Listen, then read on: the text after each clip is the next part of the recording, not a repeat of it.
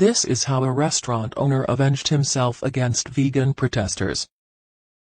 The owner and the chef of the restaurant were frustrated with the protest happening outside their window.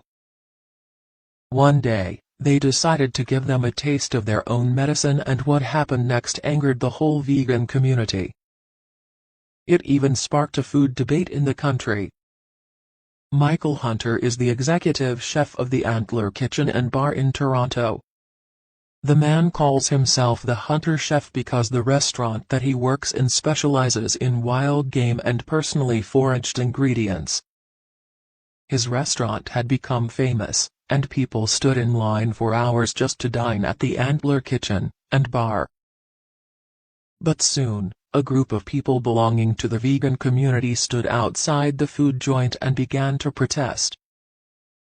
A week had passed, and now the chef and the owner's patience was running out. Finally, they had it enough, and Michael decided to let these vegans know what exactly he thought about their complaints. According to the organizer of the protest, Marnie Uger, she targeted Antler because they claim to support ethical farming. Antler caught the attention of vegan activists when an employee scribbled "venison is the new kale" on an outdoor sandwich board. That's when she decided to hold a protest where people stood outside holding signs saying, "Take disease off the dinner table and your food had a face." Obviously, the business began to affect, and now it was time to counter-protest, which garnered a lot of attention. On 27 March, Michael Hunter stepped out of the kitchen at Antler Kitchen and Bar, wearing an apron. He approached a table ordinarily reserved for diners with a cherry-colored cutting board on top. Then the chef very calmly put a hind leg of a deer, and methodical, Hunter proceeded to slice up the slab of meat right in front of the dozen or so vegan activists protesting outside. Everyone was left speechless. Not only his actions made them furious but also became international news and sparked a food debate in the country. Hunter felt he had no choice but to respond to the activists that March evening. The restaurant highlights seasonal, local and wild foods, and steers clear of factory farming. Its fare, wild boar minced venison, bison steak and duck heart yakitori, is designed to appeal to food-conscious carnivores. The activist, Marnie Uger, said in an interview when Michael came to the window carving into the leg of a deer. He looked like a crazed man unraveling in front of us, taunting a group who were there because they care about animal welfare. The chef didn't just carve the animal in front of them. When it was cooked, he came back to the front of the restaurant and ate it.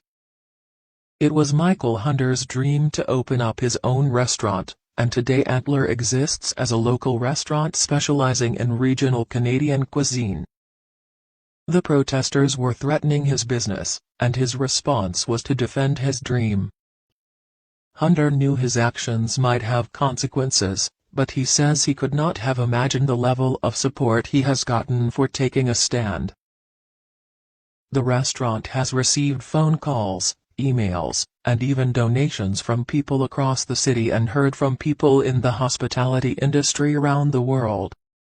In defense, Uger's intention was not to harm a local food joint but to educate the public and help redefine what restaurants like Antler serve. In the beginning, all she wanted was to sit with the hunter and persuade him to remove items such as foie gras from his menu. Instead, expand the options to include vegetarian and vegan alternatives.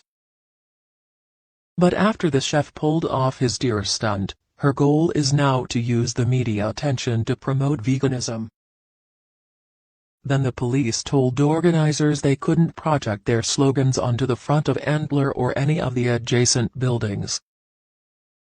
Instead, protesters held screens playing videos of animals being executed and skinned, on a loop.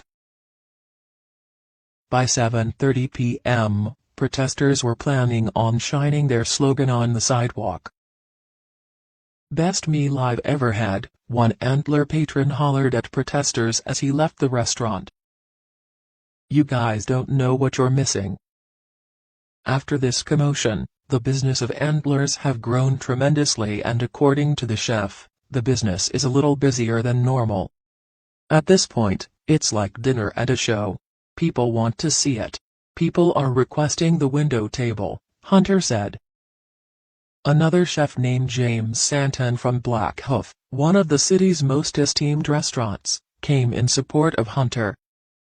He says if the person has a deep relationship with his food, knows where it's coming from, who raised it, and knows what it's been fed and how its life has been, it's more than okay.